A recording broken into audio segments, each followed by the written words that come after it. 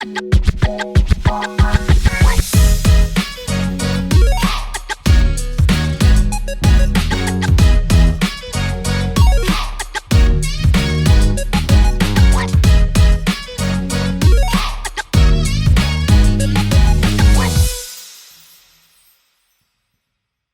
hello Jean-Philippe, je sais pas si tu me vois et si tu m'entends.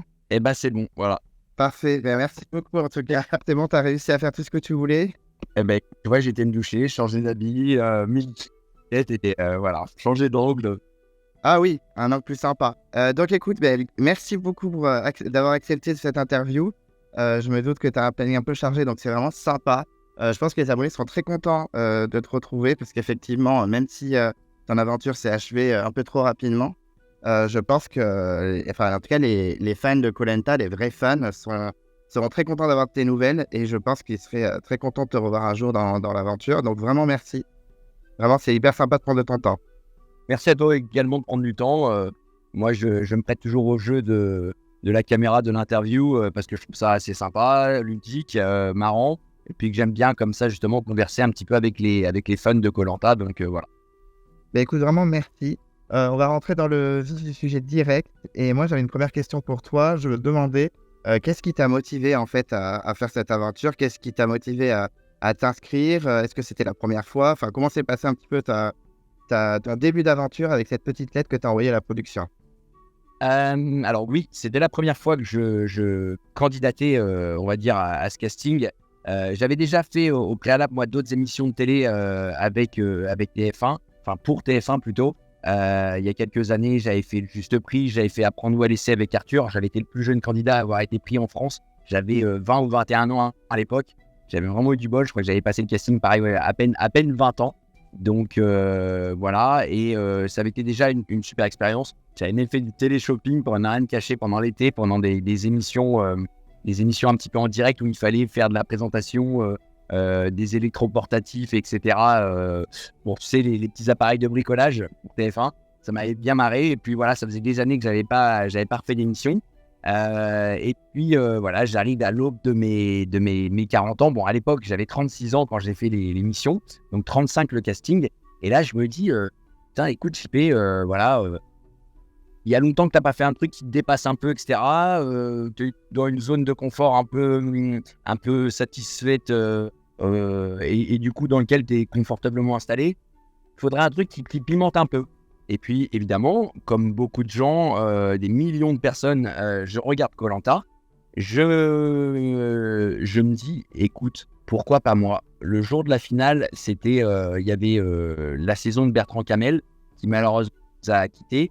Une saison hyper émouvante que j'avais bien aimée, qui était bourrée de rebondissements, etc. Et donc, les 4 terres, il y avait des Normandes chez moi que tu connais, que vous connaissez tous.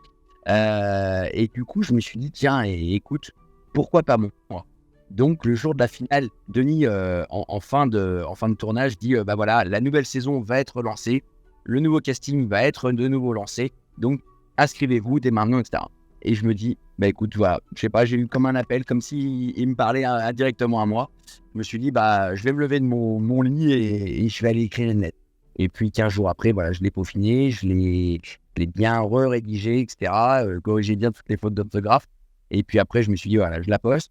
Et puis en fait, le début de l'histoire commence parce que à peine, c'est quasiment un an de casting, quasiment. Au gros casting, il faut savoir quand même qu'il y a quasiment 40 000 personnes qui postulent. On est 20-25 à être pris au final, 24 pour ma saison, qui est une des plus grosses saisons en termes de personnes sur le je crois. Normalement, c'était 20. Là, je crois qu'ils sont montés jusqu'à 24, mais je crois pas qu'il y ait de saison avec encore plus de personnes. Je crois qu'il y a les 4 terres. Je crois qu'ils étaient 24 aussi.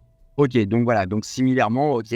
Mais en tout cas, donc on était quand même beaucoup. Et d'ailleurs, je m'interrogeais à ce sujet en me disant, dans l'avion encore, mais est-ce que je fais partie des remplaçants? Parce que 24 personnes, je ne m'imaginais pas dès le départ qu'on serait 12 et 12.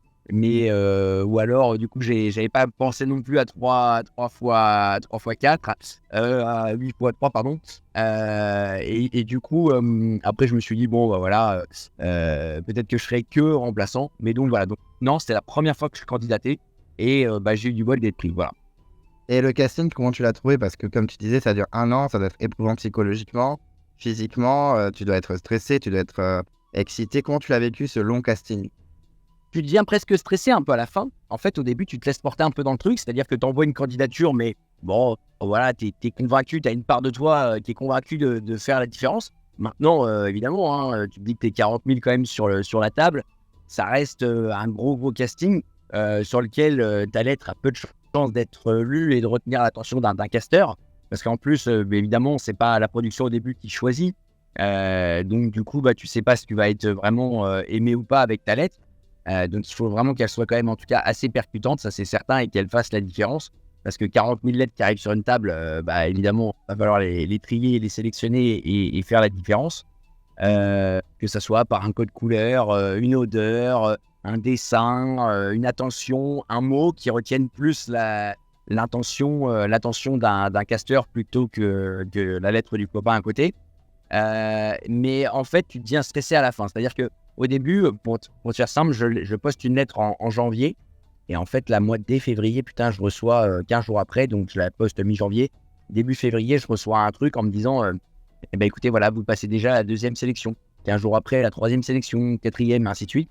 Et là, tous les 3 semaines, ça s'enchaîne un petit peu, où grosso modo, je reçois un appel, un visio, une prise de sang, une prise de rendez-vous sur Paris, un test en piscine, un test en apnée, un petit test physique sur Paris, ainsi de suite. Et tu vois que, évidemment, tu penses que la boucle se resserre un petit peu et que tu continues à avancer dans le bon sens. Donc ça, c'est vraiment très plaisant. Et puis, en fait, plus de son, plus d'images en août. Et là, je me dis, putain, ça pue. Parce qu'on me dit à la base, il faut être libre 50 jours à partir du mois de septembre. Et c'est pas crever un secret de polichinelle que de dire ça, mais effectivement, je me dis, putain, septembre, au mois d'août, j'ai plus de nouvelles. À mon avis, ça sent pas bon. Mais on m'avait dit qu'on me rappellerait, toujours étant dans une boucle un peu finale du casting, que j'aurais au moins des nouvelles. Et puis, je me permets d'appeler la production. J'avais 2-3 numéros qui m'ont appelé, que j'avais gardé en mémoire, comme tous les autres candidats d'ailleurs. Et là, je les appelle. Et là, en fait, personne ne me répond. Mais quand je te dis personne, c'est personne, que ça soit à la prod, que ça soit au casting. Je me dis, bon, merde, entre guillemets, voilà, ça s'arrête là. Il y avait même des numéros qui étaient devenus des numéros obsolètes, qui n'avaient plus de personnes autour. Et là, je me dis, bon, écoute, c'est fini, voilà. Et puis là, en fait, début septembre, évidemment, ils étaient comme tout le monde, parce que c'est des gens comme tout le monde, les gens de la production et les gens du casting, ils partent en vacances. Et en fait, ils avaient arrêté pendant un mois, ils étaient tous partis en vacances. Donc, du coup, même si je pense quand même qu'en coulisses, ça ne s'arrête pas. Mais en tout cas, cette période a été dure à vivre, parce que je me disais, voilà, tous les efforts que j'ai fait depuis le mois de janvier, on est au mois d'août, maintenant, ça y est, terminé, c'est fini. Et puis on m'appelle début septembre et on me dit, écoute, il va y avoir un tournage avec des gens qui vont venir chez toi, etc. Sans pour me dire encore autant que je suis pris dans le casting final. Et évidemment, je les laisse venir à la maison. Ça se passe bien, ils enregistrent des images qui sont plutôt sympas, qui après ont été montées par la production pour faire le portrait, la diffusion du portrait. Et du coup, ils me rappellent pareil une semaine après pour me dire, écoute Jean-Philippe, maintenant c'est bon, tu te mets en totale protection Covid chez toi, puisqu'on était encore à l'époque du Covid. Et on partira. Donc là, tout s'enchaîne. Dans les 2-3 jours, tu reçois ton contrat, etc. Et puis voilà, début octobre, on part à l'autre bout du monde sans savoir vraiment où. Je savais que c'était en Asie, mais te dire le pays exact, je ne le savais pas. Donc ça, tu le découvres en arrivant là-bas sur place. Donc voilà. Et au moment où tu sais que c'est bon, que ça y est, tu vas partir et tout, t'étais comment? T'étais surpris, excité, inquiet, t'étais comment? Dans quel état d'esprit tu étais? J'étais presque abasourdi. J'aurais envie de te dire excité, mais c'est faux. Alors, c'est assez dingue et ça va paraître soit orgueilleux, prétentieux, ou je ne sais pas comment ça peut être perçu, mais en fait, à la fin, t'es sûr de faire la différence. Tu te dis, putain, ça fait 1 an que je me bats. On est 40 000, 30 000, 20 000, 10 000, 5 000, ainsi de suite. Enfin, voilà comment tu imagines les choses. Tu sais jamais vraiment comment tu es dans le nombre que tu es au casting final. Mais quand moi, j'ai compris que on venait même chez moi me filmer, etc., je me suis dit, attends, ils font pas 50 000 portraits. En plus. Mais en tout cas, voilà, je vais faire partie on va dire, du carré final. Et je me suis dit, en fait, mais je suis sûr d'être pris, quoi, à la fin. Donc évidemment, quand ils t'appellent, je leur dis, ça appelle justement bouger un petit peu moralement la directrice de casting qui me dit mais t'es pas étonné? Et je lui dis mais non en fait plus maintenant j'étais tellement sûr d'être je suis sûr de moi et je m'y suis préparé également que en fait maintenant j'attends un peu la sentence. Donc oui, et c'est formidable et tant mieux, l'aventure commence. Non, bon tant pis, c'est que voilà, vous comme moi on est passé à côté de quelque chose et puis c'est pas grave, peut-être que je retenterai l'aventure ou pas parce que peut-être que mon portrait n'a pas donné satisfaction jusqu'au bout, donc voilà. Et en tout cas, donc j'étais presque abasourdi et plutôt soulagé en me disant ça y est, maintenant c'est sûr, voilà. Et quand tu es dans l'avion, tu es sur le chemin du pays que tu connais pas du tout, dans quel état d'esprit tu es? Est-ce que tu as croisé des futurs candidats dans l'avion? Est-ce que tu étais un peu curieux ou vraiment tu étais focus sur l'aventure? Tu pas trop regardé à droite à gauche ce qui se passait? Alors, oui, j'ai croisé évidemment d'autres candidats, mais que je ne savais pas qui ils étaient, l'âge qu'ils avaient, d'où ils venaient, les prénoms, on ne se connaît pas du tout. On a interdiction de parler. Au début, c'est une règle qui, moi m'a pas mal surprise et choqué. Finalement, après, je me suis rendu compte que pour les besoins de la production, que c'était monté comme ça et que c'était peut-être pas plus mal parce que ça permettait aussi de ne pas créer d'affinité tout de suite avec ton voisin de table. Voilà, moi pour tout te dire, j'ai jamais eu Colin dans mon équipe et pourtant j'ai voyagé à côté de Colin, dans la chambre, Colin était à côté, etc. On arrive après à l'hôtel dans un autre pays, mais pour autant on se parlait pas et du coup on n'a jamais été dans l'équipe et j'aurais pu le choisir dès le départ. En plus j'étais capitaine, donc j'aurais pu tout de suite dire Colin, mais tu vois c'est pas lui que j'ai choisi. Donc voilà, et ça je pense que c'est ce que veut éviter aussi la production, de créer justement des petites des petites centres d'intérêt tout de suite pour pouvoir monter après une histoire qui est la plus véritable possible, quoi, tout simplement. Et Je les ai tous croisés du regard, en tout cas. Oui, tu vois, Pauline, Louana, enfin, tous ceux, Bastien, j'en passe, c'est les meilleurs, hein, Anne-Sophie, Samira, je les ai tous vus, voilà. Et une fois sur place, alors vous êtes sur un bateau, un espèce de grand bateau tous ensemble. Comment ça se passe? Est-ce que tu as eu des crushs tout de suite, des coups de cœur avec des candidats? Est-ce que tu as eu des bons feelings directs ou vraiment tu étais dans l'expectative, tu étais observateur? Non, j'étais pas observateur. Tout de suite, en fait, pareil, ça va te paraître un peu curieux, mais je sais pas si tu te rappelles, j'avais une coupe de cheveux très, très, très affûtée à l'époque. J'étais très rasé, façon militaire, comme je l'ai toujours été. Je le suis un petit peu moins maintenant parce que tout le monde me dit JP, laisse pousser tes cheveux, ça fait mauvais genre, sinon, etc. Donc j'essaye également d'écouter les gens, et puis j'ai plus 15 ans, donc je me rase un peu moins la tête. Mais ce côté militarisé qui colle à ma peau, voilà, j'avais emmené ce personnage un petit peu là-bas. Et en fait, c'est plutôt les gens qui étaient intrigués en se disant mais qui c'est ce mec? Parce qu'ils me voyaient depuis l'avion comme ça, puis parlaient peu, regardaient les gens très durs, très droits comme ça dans les yeux. Je faisais à peine de sourire, et ils se sont dit putain, le mec c'est un ancien béret vert, un légionnaire, un mercenaire, j'en sais rien. Voilà l'image qui s'était faite. Je sais que ça parlait dans mon dos déjà arrivé sur le bateau en se disant putain, faut aller lui demander ce qu'il fait, etc. Donc les gens pensaient même que j'étais pompier, flic ou peu importe. Et en fait, ils sont plutôt venus vers moi, les gens, en me disant mais qui tu es toi? En fait, je suscitais un petit peu cet intérêt comme ça, en disant mais qu'est-ce que fait ce mec-là? Il faudrait certainement être avec lui, parce que s'il se débrouille bien en survie, faut être accompagné. Et donc les gens venaient me voir. Donc c'est pour ça que j'avais sorti cette blague de légionnaire qui tout de suite, entre guillemets, a refroidi les gens. Voilà, puis après je leur ai dit non, je suis artisan, je suis entrepreneur dans la vie, donc il n'y a pas de sujet là-dessus. Les gens se sont détendus et ont tout de suite vu également dans mon regard qui était complètement lâché. Du coup, j'étais souriant, avenant et plutôt, en tout cas je l'espère, le plus sympathique possible. Mais j'ai essayé moi justement d'avoir des crushs. Il y a un mec qui m'a plu tout de suite. Je me suis dit en fait, puis c'est diamétralement opposé peut-être à ce que je reflète, mais je me suis dit le mec me plaît. C'était Jean-Charles, le fustier. Le mec, le bon pépère, un petit peu grasouillé comme ça, qui n'avait pas la posture d'un aventurier de base, mais qui était très sympa et qui en tout cas était très avenant, avec un sourire, une bonté déjà en lui-même, une gentillesse. Et je me suis dit, putain, le mec, il me donne envie d'aller lui parler. Quand j'ai su en plus qu'il était dans le bâtiment, du coup, et qu'il construisait des maisons en bois, etc., je me suis dit, bah voilà, tiens, moi aussi, je fais un peu de menuiserie, charpente, etc. Tiens, ça va être sympa de parler avec ce mec-là. Donc, je l'ai bien aimé. Malheureusement, je n'ai pas pu l'avoir dans mon équipe parce qu'il a été choisi après aussi, avant que je puisse le prendre. Mais en tout cas, voilà, c'est quand il est arrivé après, par la suite, dans mon aventure, j'étais très, très content d'être avec lui. Donc, voilà, parce que je pense qu'on avait des valeurs, en tout cas, qui étaient similaires de base avec ce qu'on se racontait. qu'après, ça va très vite. Il faut savoir que du coup, ça grouille de personnages. Tu as 23 candidats autour de toi, les caméras, Denis qui arrive sur un bateau sur le côté. Tout va très vite. Tu vois des plans de drone qui arrivent sur toi, des caméras au ras de tes yeux.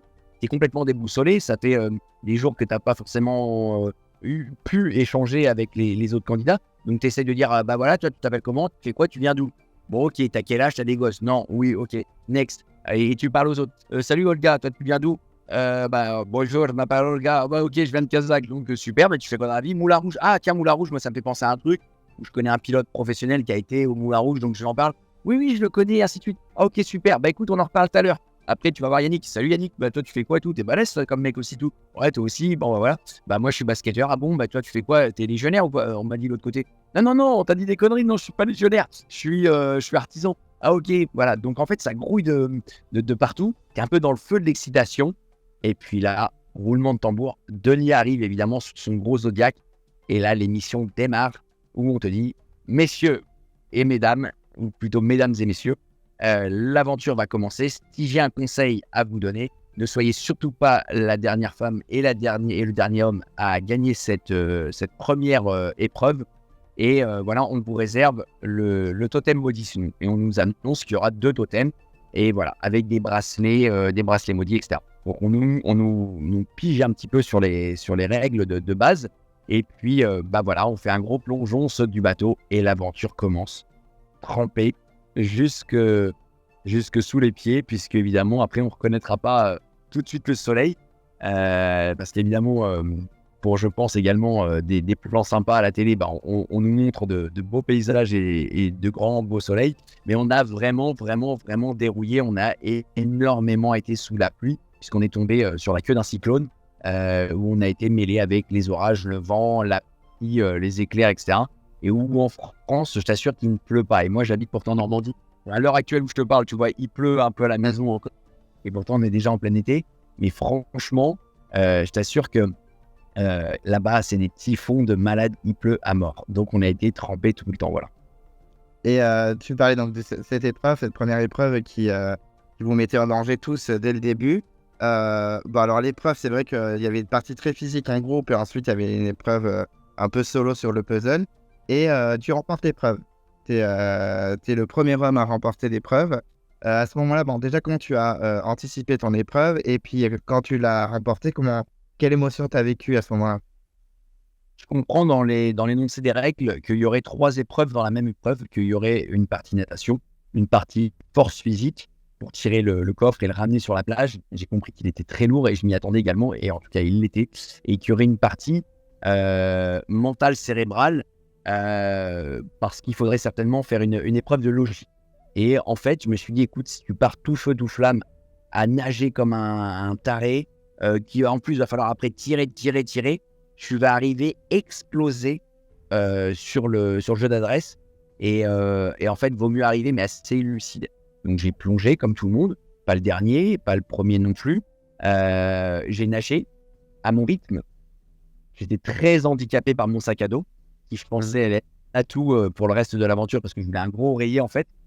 En fait, j'avais pris le sac le plus gros, le plus volumineux possible. Et en fait, c'était une horreur pour nager. En plus, il était percé. Et donc, du coup, malheureusement, il a pris la flotte tout de suite. Bon, de toute façon, dans l'eau, tout devient trempé. Donc, il pesait un poids de dingue. Et je suis arrivé à peu près à mi-peloton au niveau de la plage. J'ai vu qu'il y en avait qui avaient déjà commencé à tirer le coffre. Et puis, dès que je suis allé, je sais plus qui m'a dit viens, le grand, là, viens tirer. Je sais plus qui m'a dit ça. Donc là, j'ai tiré toutes mes forces, etc.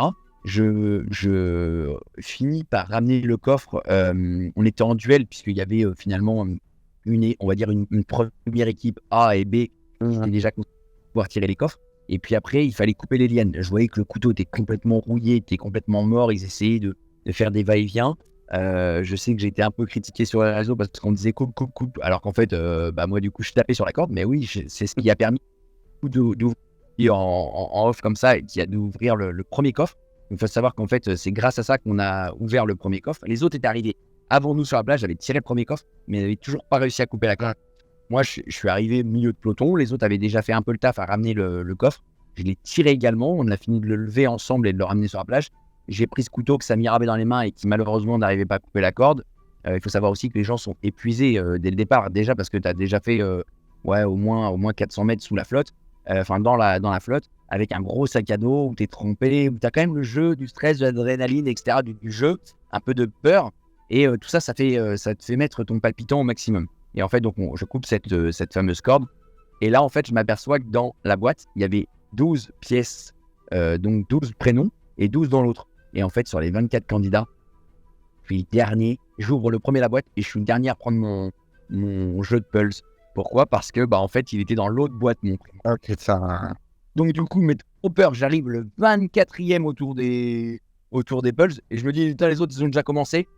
Et là, je sais pas pourquoi, je me dis, souffle. Donc là, voilà, je reprends un peu mes esprits. Je regarde les autres. Et j'entends Alex en 2 minutes. Il faut savoir que ça faisait 2 minutes que j'avais commencé. Alex qui dit, moi. Et là, je sais pas pourquoi, je reste focus. Je regarde bien devant mon ventre. Je regarde les pièces du Pulse. Et là, en fait, ça vient comme 6x6, 36, 9x9, 81, 3x7, 21, 8x8, 64, ainsi de suite. Je suis très matheux. Et là, en fait, je vois le Pulse se constituer devant mes yeux. J'ai plus qu'à prendre les pièces. Je les pose, tac, hop, terminé. Je lève la main. 2 minutes 30, donc moins de 3 minutes, pareil. J'en finis. Et là, je me dis, boum, au moins, j'aurais réussi à marquer les esprits dès le départ et à pouvoir rendre fier mes fils. C'était pour tout à l'heure quand tu m'as demandé pourquoi je faisais Koh-Lanta. J'avais envie de me dépasser, mais j'avais envie, je suis papa de 2 petits garçons, comme peut-être que tu le sais, ou les gens qui le voient sur mes stories, Instagram, Facebook, etc. Donc je suis assez présent sur les réseaux, même si je divulgue pas non plus toute ma vie. Et du coup, en fait, je voulais rendre mes fils vraiment très fiers de moi. Et en tout cas, cette épreuve allait participer à les rendre fiers et à leur montrer que j'allais compter dans cette aventure, dans cette promotion 2022. Voilà. Bon, en tout cas, ça a bien marqué l'aventure parce que non seulement tu remportes l'épreuve côté masculin et en plus, tu deviens chef d'équipe, tu deviens capitaine. Donc, à ce moment-là, tu t'en doutais que tu allais devenir capitaine si tu l'emportais ou pas du tout? J'ai compris, mais dans les 2 minutes. Pourquoi ? Parce qu'en fait, on m'a tout de suite isolé avec Alexandra, en allant nous mettre à l'abri du soleil pour pas être cramé, parce que oui, il y avait quand même du soleil également. Et du coup, là, on me place un micro. On me place un micro qui est différent des autres que j'entends gagner aussi, parce qu'après, il y a eu, je sais plus qui a gagné. Honnêtement, je me rappelle plus. Je crois que c'est François qui a gagné juste derrière moi, mais j'en suis même pas sûr d'ailleurs. Je voudrais pas te raconter de bêtises. Et en fait, je vois que eux sont mis ailleurs. Donc avec Alexandra, on va quelque part et on nous équipe de micros tout de suite sous le pull, etc. Enfin, sous le t-shirt. Et là, je me dis, voilà, on va être certainement choisi pour être capitaine, mais on ne nous le dit pas encore. Voilà, les gens qui nous équipent ne nous parlent pas, sont masqués, casqués, etc. Ce sont des gens de la production qu'on ne voit pas, qu'on ne connaît pas, et avec lesquels on n'a aucune relation. Voilà. Et au moment où vous apprenez que vous êtes chef d'équipe, et en plus de ça, vous apprenez que vous devez choisir le 3e chef d'équipe. Et bon, sans surprise, je me doute pourquoi vous l'avez choisi. Vous choisissez Céline, qui fait office un peu d'outsider, qui clairement n'est pas non plus une machine de guerre. À ce moment-là, pourquoi avec Alexandra, vous l'avez choisi? Ah bah alors voilà, il y a ce que tu vois, il y a ce qui se fait, bien sûr. Je vais bien réfléchir à comment je vais te répondre, mais il faut savoir qu'en fait, moi, j'avais absolument pas choisi Céline. Moi, ce qui est assez dingue, pour tout te dire, j'avais mis Yannick. Et moi, j'étais venu là avant tout pour faire un combat des titans. Quand j'ai vu Yannick, comment il était constitué, etc., je me suis dit, ce mec-là, moi, je veux l'affronter. J'ai pas peur de lui, je le regarde droit dans les yeux, je lui montre que je suis là, je suis imposant, qu'il est imposant, mais en tout cas, même s'il est plus imposant physiquement que moi, mais justement, moi, je suis pas venu pour faire un combat de boxe contre un gosse de 10 ans. Donc en fait, moi, je dis à Alexandra, moi, je veux Yannick en face. Je veux Yannick. En plus, c'était le dernier, le mec qui venait de se faire mettre la misère, le jeu a duré 2 à Saint-Pulse. Je me suis dit, moralement, il est déjà secoué. On va peut-être un peu lui redonner un peu de tonus pour venir se battre un peu dans la cour des grands. Tu vois, voilà, je suis très sport et je me joue comme ça. Alex me dit, non, moi je le veux, il est solide le mec, etc. Voilà, il a pas eu de bol sur ce coup-là, mais il va être bon après. Je lui dis, écoute, ok, moi, je le vois pas comme ça. Un peu de gentleman, parce que je la connais pas et que je veux pas me mettre les gens à dos non plus. On sait pas de quoi la suite de l'émission est faite. Je me dis, je vais l'écouter. Grand Prince, elle me dit Céline, je vais mettre Céline. Et là, en fait, on choisit Céline. Puis à droite devant la caméra en disant on a voulu lui donner une chance. Finalement, Alex me dit oh, le mytho, c'est pas vrai, c'est parce que genre elle est pas très bien, etc. Je tombe un peu dénu, je me dis putain, elle pourrait quand même avoir un minimum de correction. Mais après tout, elle affirme haut et fort en couleur ses convictions. Donc, voilà, bravo à elle, tant mieux. Mais c'était pas les miennes. Donc, elle choisit Céline, on choisit Céline, et Céline est toute flattée, arrive en tout cas guillerette de pouvoir prendre sa nouvelle équipe en main, parce qu'elle s'y attendait pas. Donc, écoute, tant mieux pour elle. Et au niveau des choix, tu as choisi une équipe plutôt sympathique. Qu'est-ce qui t'a motivé à choisir chacun d'entre eux? Bon, même si les derniers, après, il faut bien choisir les derniers qui restent, mais par exemple, François, Franck, Pauline, Ambre, qu'est-ce qui t'a motivé à prendre tous ces candidats? Alors, je voulais vraiment constituer une équipe qui soit la plus polyvalente possible. Pas d'avoir que justement Yannick, François, Bastien, Ambre, pas des grands physiquement forcément. Je voulais pas avoir une équipe où on se dise putain, ils gagnent tout parce qu'ils sont très balèzes, etc. Parce qu'il y a les épreuves qui durent peut-être 1 heure et demie, 2 heures selon les épreuves, le temps de voyage. Mais j'avais compris également qu'on était énormément sur le camp et qu'il valait mieux bien s'entendre. Et en fait, dans le bateau, comme je t'explique, tu te connais sur 30 secondes, des fois 1 minute, parce qu'il y a peut-être des portraits avec qui en fait, tu parles un peu plus quand tu es sur le bateau en amont, quand tu fais la connaissance, et même si ça va très vite. Et en fait, déjà, tu as des atomes crochus. Moi, François m'a plu, le mec m'appelle Rocky, donc évidemment, je me dis, voilà, le mec me plaît, il a le même âge que moi, il est très costaud, bien sûr, bien plus costaud que moi, mais je me dis, voilà, on a le même âge, les mêmes films en mémoire tous les deux. Il fait un métier, il me dit qu'il est pompier, donc pareil, il est militarisé. Je me dis, le mec me parle, me match, et c'est le genre de copain que j'ai envie d'avoir dans ma classe. Donc évidemment, je le choisis. Tout de suite après, je ne sais pas si tu te rappelles ou pas, mais je dis, au lieu de dire je choisis, c'est on soit quoi tu veux. Voilà. Et il me dit, je veux Ambre, etc. Ok, je choisis Ambre.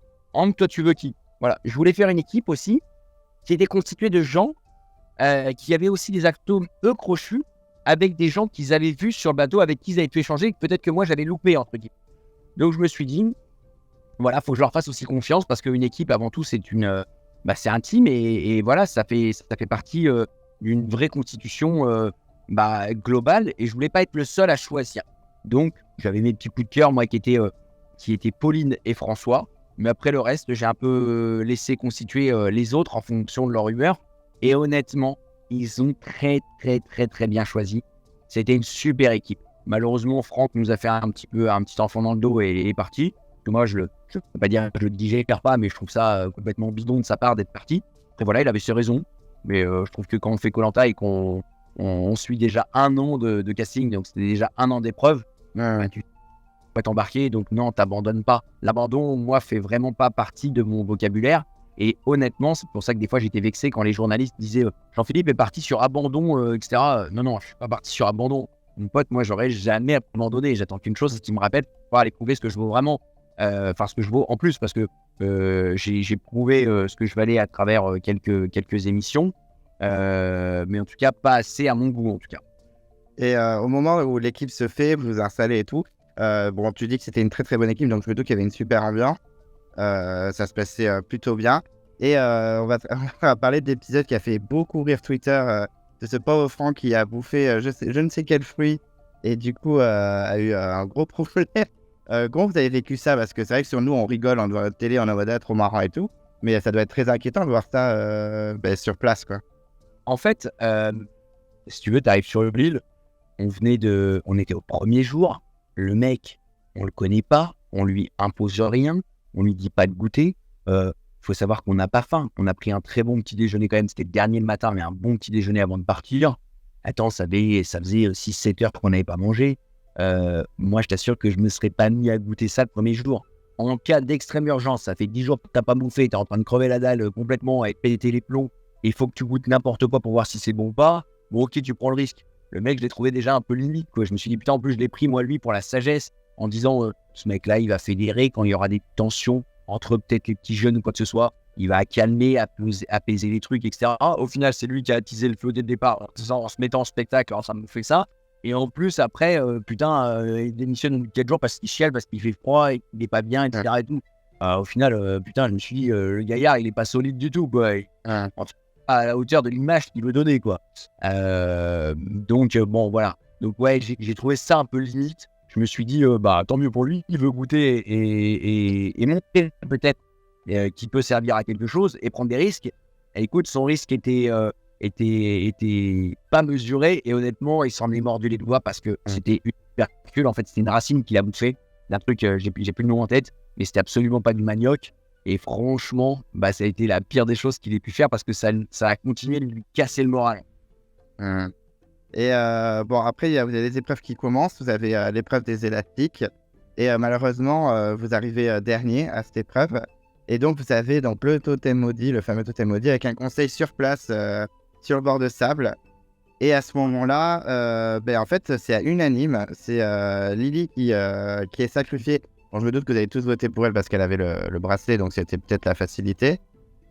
Lily, ça a été un peu le coup dur parce qu'en plus, on est à quasiment moins de 24 heures du début de l'aventure.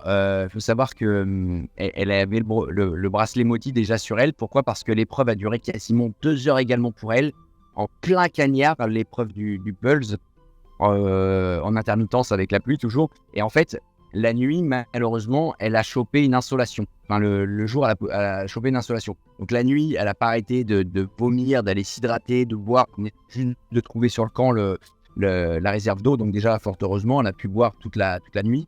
Mais elle était vraiment pas bien. Donc du coup, évidemment, l'épreuve de l'élastique, alors déjà, on était mal organisé. Lily était complètement affaiblie. Donc ça faisait déjà un élément que ça, vous ne saviez pas, mais qui était du coup un peu déjà out dans l'aventure. Et en fait, elle a vomi toute la nuit, elle était malade, c'était une horreur. Et du coup, donc on perd cette aventure, cette épreuve dans l'aventure. Et du coup, unanimement, on se met à voter. On nous dit que c'est maintenant le conseil sur la plage.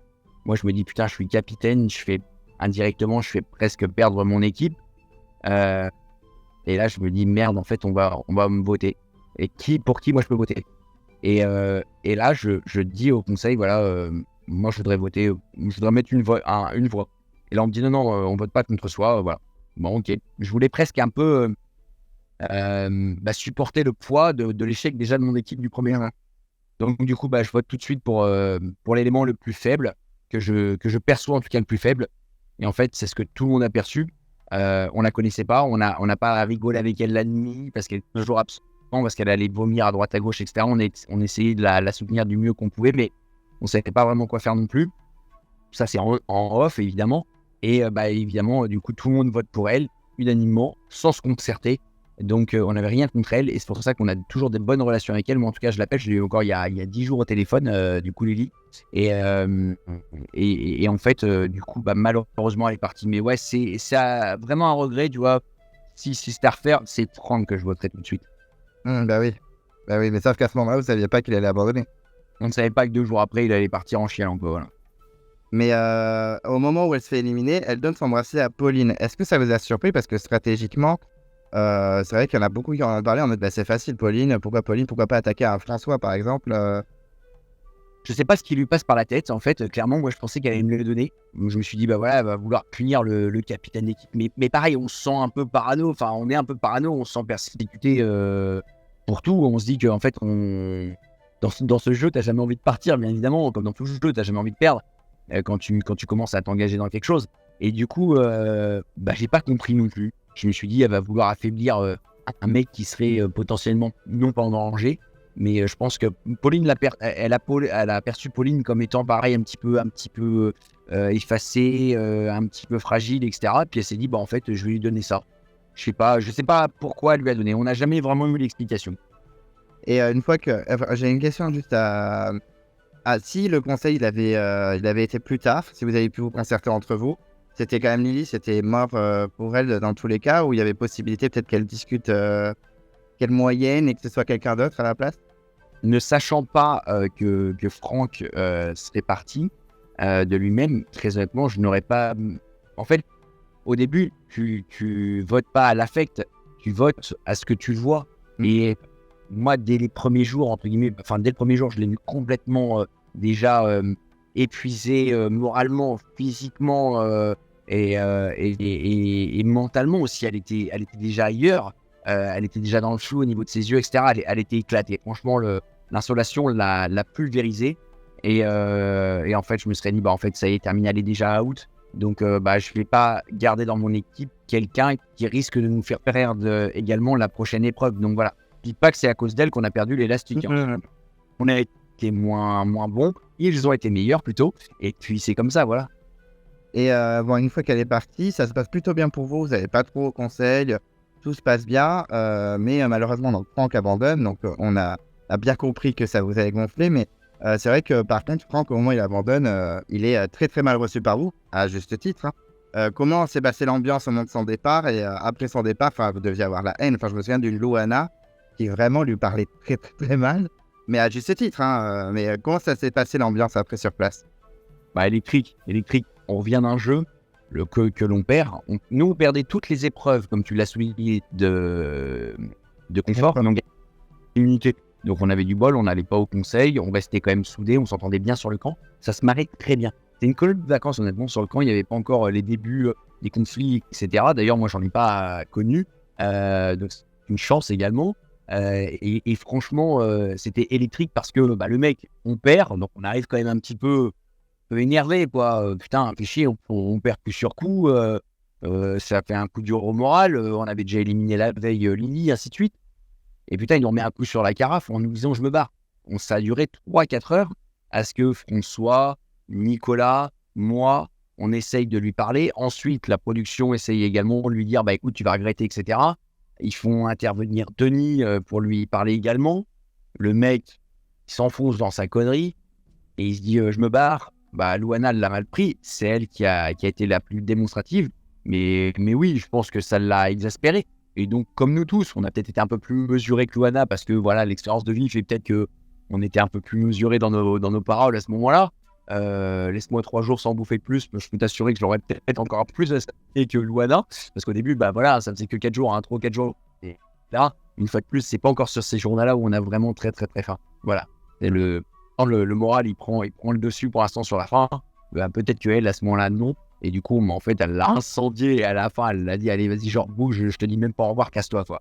Donc, ouais, c'est clair qu'on a été très vexés et on s'est dit écoute, voilà, il est bidon, etc. Après, du coup, heureusement, ça n'a pas impacté le reste de l'équipe. On est resté soudés et à se marrer encore comme on faisait comme des damnés à la base, voilà.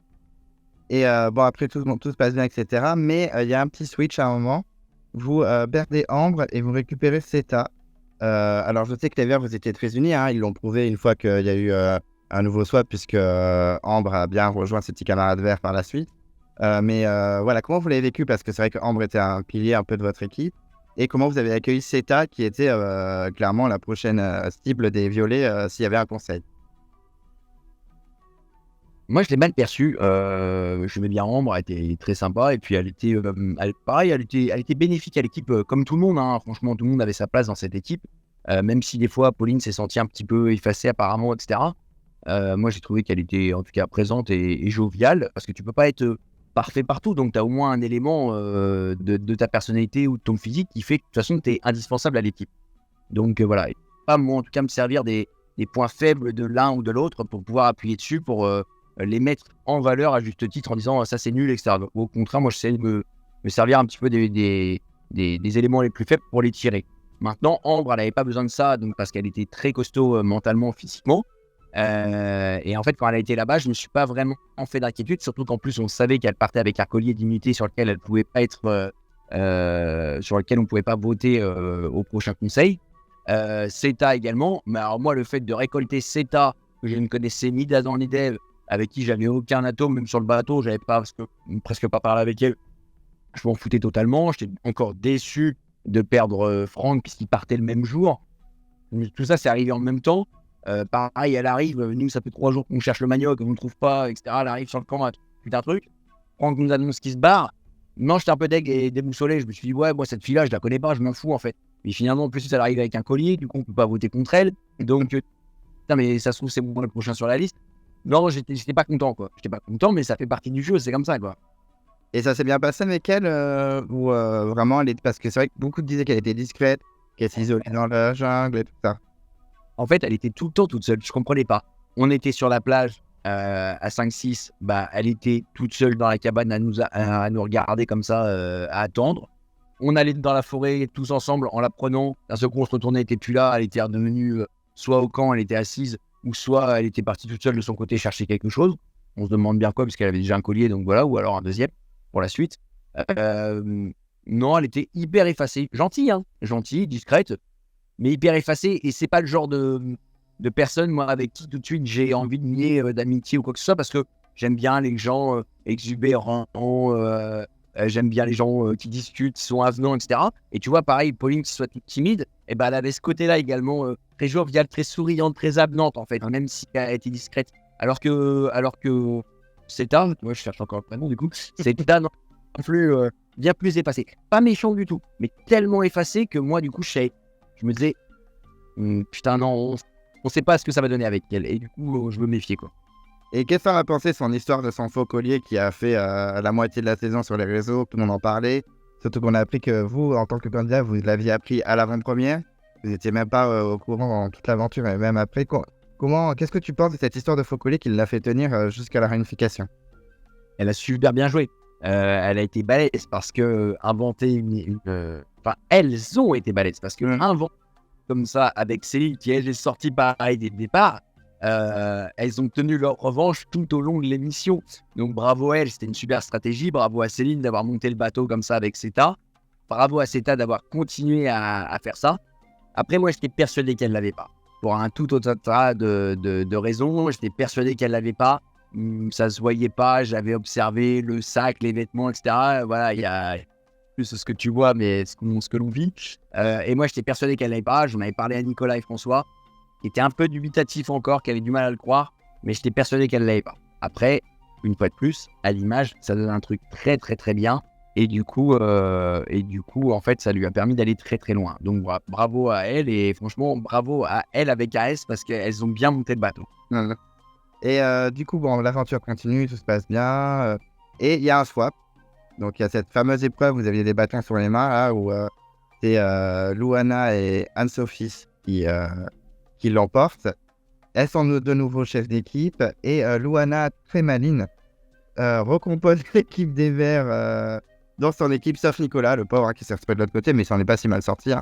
Voilà, comment tu as anticipé, comment tu as apprécié ta nouvelle équipe? Est-ce que ça s'est bien passé? Est-ce que tu étais content d'être dans cette équipe? Très honnêtement, j'étais aux anges parce que je voulais rester rouge. Déjà, la rouge, si j'avais dû choisir n'importe quelle couleur entre toutes les couleurs qui existent depuis 20 ans, si j'avais dû choisir une couleur, c'était le rouge. Pour moi, c'était, comme j'ai dit une fois dans une émission, le rouge, c'est la couleur du sang. On se bat avec le cœur et avec le sang, et voilà. Et donc, du coup, c'était la couleur à laquelle je voulais appartenir. Et en plus, évidemment, j'avais compris que du coup, il y avait déjà 4 candidats, ou je crois qu'il y avait peut-être encore 3 déjà candidats à cette époque-là, de mon ancienne équipe qui a été choisie par Louana. Donc, je voulais absolument être là. Et donc, sur les 10, puisqu'on était du coup reconstitués en 2 équipes de 10, j'avais compris que nous, on faisait la différence. On était déjà 5 sur 10 à être des anciens verts, sur 6. Donc, du coup, on avait compris qu'on irait très loin parce qu'on était soudés. Et qu'en plus, du coup, on avait Jean-Charles qui était le seul violet et qui serait certainement très malin à se dire que valait mieux qu'il se rallie au groupe de maximum que de minimum, qui étaient donc les anciens bleus. Donc évidemment, on l'a tout de suite mis au diapason. Je sais que Ambre a été discuté avec lui en lui disant « Écoute, vaudrait mieux que tu sois avec nous ». Moi, j'en ai remis un petit peu le loucher également. Et en fait, comme en plus j'aimais bien le bonhomme, et je pense que c'était réciproque, donc du coup, il m'a dit « Écoute, dès le départ, oui, je vais voter avec vous, etc. » Et puis là, putain, une catastrophe. Le matin où il nous dit ça, oui, il se blesse là-bas. La veille, et je pars avec lui, on est tous les deux dans ce qu'on appelle la bambouserie pour aller chercher des bambous pour constituer des tables, des chaises, faire un peu de confort sur le camp. Et en fait, le mec me commence à prendre la machette. Et alors, je rebondis sur une autre histoire, du coup, d'accord? Ouais.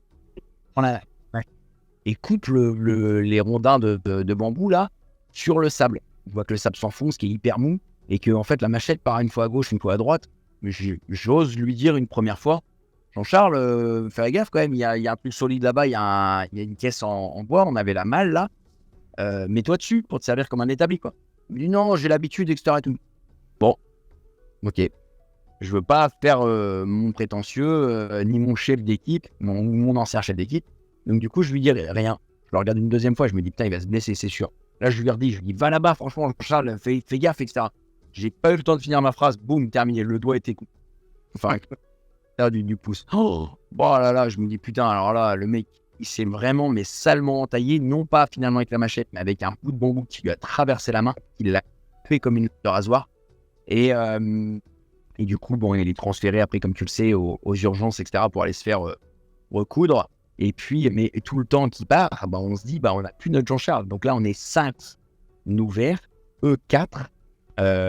Du coup, entre guillemets, attention, parce que Pauline a toujours le bracelet.